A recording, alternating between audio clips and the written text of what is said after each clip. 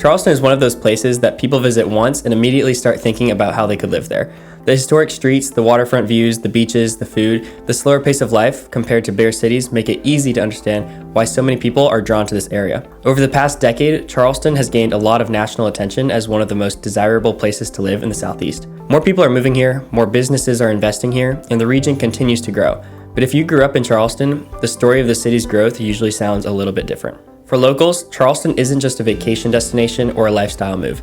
It's home. It's where families have lived for generations. It's where people went to school, learned to fish or surf, and where many hoped they would one day buy a home and raise their own family.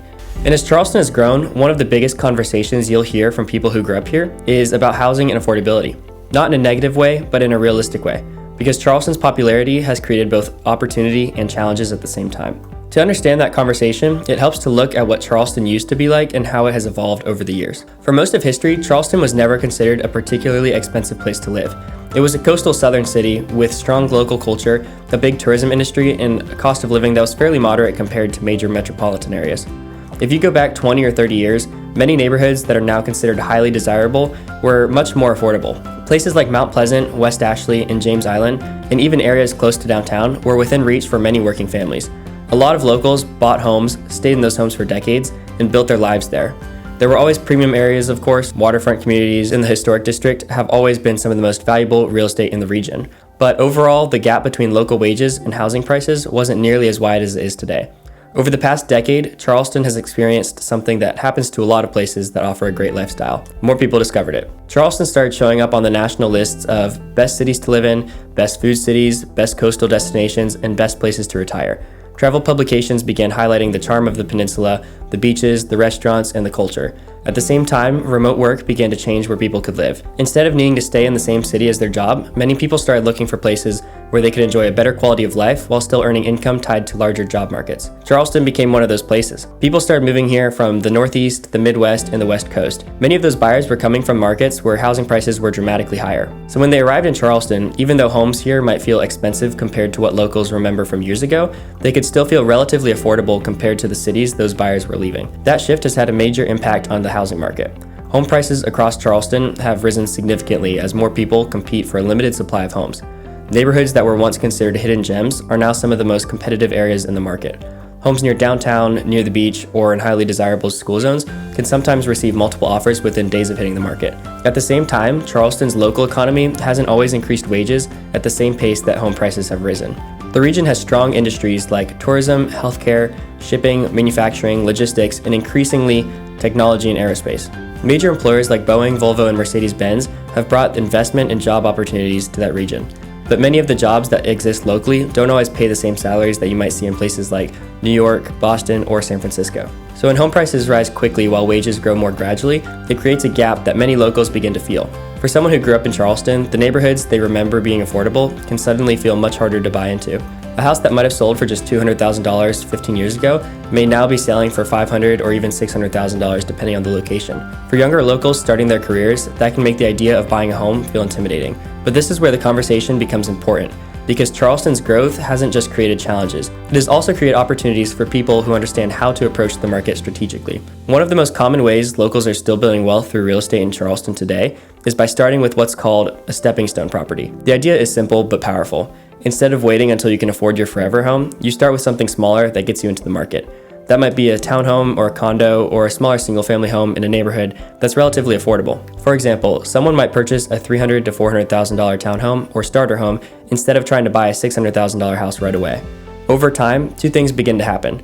First, as you make your monthly payments, you gradually pay down the loan balance and build equity in the property. Second, if the market continues to grow over time, the value of that home also increases. That combination of loan paydown and appreciation is what builds equity. And equity is what allows many homeowners to eventually move into their next property. For example, imagine someone buys a townhome for $350,000. Over the next 5 to 7 years, they pay down a portion of that loan, while the home increases in value as Charleston continues to grow.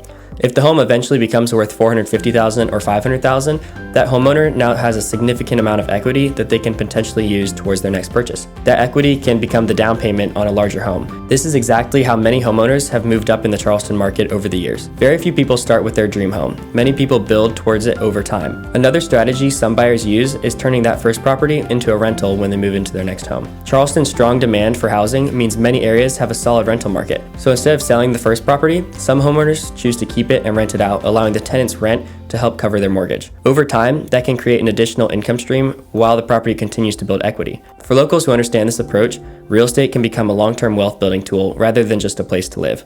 Another important factor is looking slightly outside most competitive areas.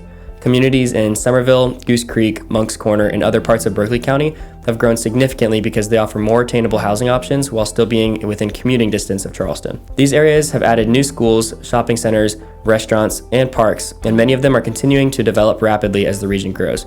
For some buyers, starting in one of these areas can make homeownership possible years earlier than waiting to buy in the most expensive neighborhoods. There's also been growth in the new construction communities where builders sometimes offer incentives like interest rate buydowns or closing cost assistance. These incentives can make it easier for buyers to enter the market even when interest rates are higher. The key idea is that getting into the market earlier can allow buyers to start building equity sooner. And in a place like Charleston, where demand has historically been strong, owning property over the long term has often proven to be a powerful financial decision. At the same time, Charleston's growth has brought improvements that benefit the entire region. The city continues to see investments in parks, restaurants, waterfront development, and infrastructure. New businesses continue opening, new communities are being built, and the area continues attracting people who want to be a part of what Charleston offers. Tourism, while sometimes part of the affordability conversation, also plays a major role in supporting the local economy. Millions of visitors come here every year supporting restaurants, hotels, shops, and small businesses throughout the region. The people moving here from other parts of the country are often drawn to the same things locals love about Charleston. The fishing, the boating, the oyster roasts, the beach stays, the historic streets, and the slower pace of life compared to larger cities. Charleston has always been a place defined by its culture and community. And as the city continues to grow, the goal for many residents isn't to stop that growth, it's to make sure Charleston continues evolving in a way that keeps the city vibrant, welcoming, and accessible for both the people who grew up here and the people discovering it for the first time. Because at the end of the day, Charleston's growth tells a pretty simple story. When a place offers an incredible quality of life, people want to live there.